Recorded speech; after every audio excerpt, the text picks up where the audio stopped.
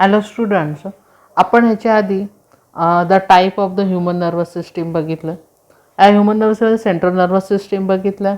त्या central nervous सिस्टीममध्ये आपण काय बघितलं, brain and the spinal cord आणि प्रत्येकाचे फंक्शन बघितले. आता आपण दुसरा पार्ट बघतोय ह्युमन नर्वस सिस्टीमचा, त्याला म्हटलं तर peripheral nervous system. This peripheral nervous system consists of the nerve originated from the central nervous system, and these nerve connect the central nervous system with the all the parts of the body. म्हणजेच काय की जे nerves आहेत ते कुठून originate होतात, central nervous system कडून originate होतात आणि ते कोणाला कनेक्ट असतात, सगळ्या आपल्या ऑल ओव्हर बॉडी पार्टला कनेक्ट असतात. There are two type of these the peripheral nervous system, that is the cranial nervous system and the spinal nerve. The cranial nerve म्हणजे काय की the nerve which is originated from the brain is called as the cranial nerve.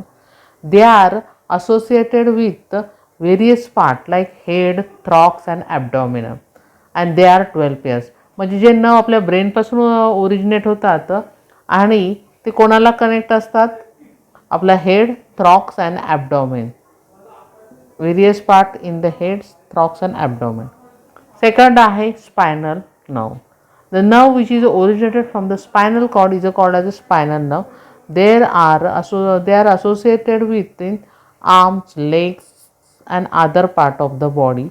They are 31 pairs. ते किती असतात? 31 pairs असतात.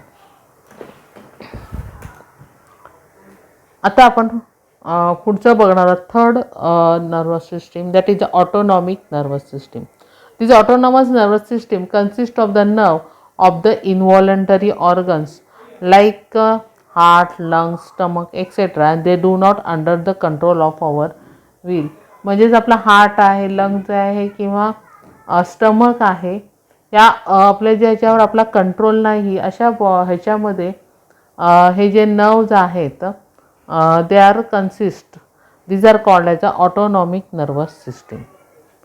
आता पुढचा आपण बघणार रिफ्लेक्स ॲक्शन. याच्या आधी मी तुम्हाला एक फंक्शन सांगितलं होतं स्पायनल कॉर्डचं, that is it is acts as a centre of the coordination of the reflex action, centre of the coordination of the reflex action. आता ही रिफ्लेक्स ॲक्शन म्हणजे नक्की काय आहे, तर तुम्हाला माहिती आहे की समजा आपण एखादं काम करत असो, उदाहरणार्थ समजा एखादं सांगायचं म्हणजे आपण अचानक रस्ता क्रॉस करत असतो आणि समोरून अचानक व्हॅन येते, आपण काही क्षणाच्या आत पटकन मागे होतो बघा, किंवा एखादा धुळीचा लोड उसळत येतो, पटकन आपण आपले डोळे मिटतो, काही क्षणातच आपला मेंदू निर्णय घेतो. म्हणजेच काय की जी आपण त्याला प्रतिसाद देतो पर्यावरणाच्या ह्याला, त्याला म्हटलं जातं स्टिम्युलस. जो आपण पटकन जो प्रतिसाद दिला जातो तिला म्हटलं तर reflex action. Means an immediate and the involuntary response is given to the stimuli from the environment is called as a reflex action. Sometimes we can react in an accident without any thinking or the parts of the control over the reactions. म्हणजे काही अशा घटना आहेत की त्यामुळे विचार न घेता आपण लगेच त्याला काय करतो, प्रतिक्रिया देतो आणि त्या प्रतिक्रियेवर आपलं कोणत्याही प्रकारचं नियंत्रण नसतं. म्हणजे याचं तर कोणत्याही प्रकारचा आपला कंट्रोल नसतो. This is a response is given to the certain stimuli from the surrounding. In such a situation the proper control and the coordination is achieve even without intervention of the brain. म्हणजे actually हा जो पण हा प्रतिसाद देतो, अशा परिस्थितीत मेंदूशिवाय नियंत्रण आणि समन्वय योग्य प्रकारे राखला जातो. म्हणजे हा निर्णय इन शॉर्ट मेंदू घेत नाही. मेंदू नियंत्रण न घेता परस्परच आपलं स्पायनल कॉर्ड निर्णय घेऊन लगेच त्या गोष्टीला रिस्पॉन्स दिला जातो. म्हणजे एखादं धुळीचं लोंड येत असेल, पटकन आपण काही क्षणाच्या आत आपले डोळे मिटतो, पापण्या झाकतो. म्हणजे तो मेंदूपर्यंत जाऊन येईपर्यंत तो वाटणं फक्त लगेच त्याला प्रतिसाद दिला जातो आणि त्यालाच आपण काय म्हटलं तर रिफ्लेक्स ॲक्शन. आता इथे पण एक प्रकारची रिफ्लेक्स ॲक्शन आहे, तुम्हाला दिसते बघा.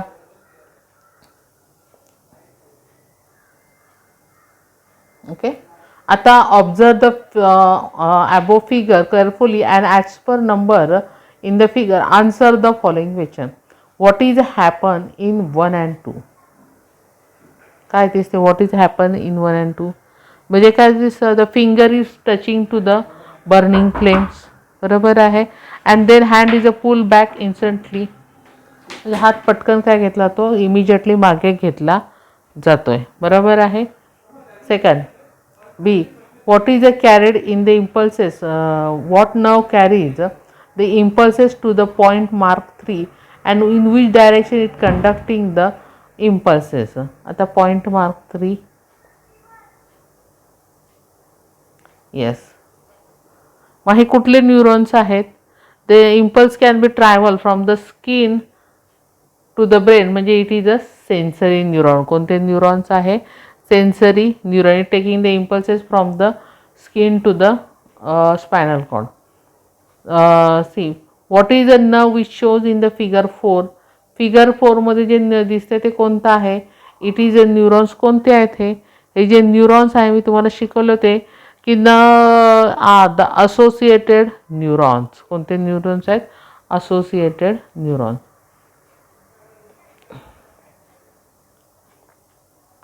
Which is the organ mark at 5.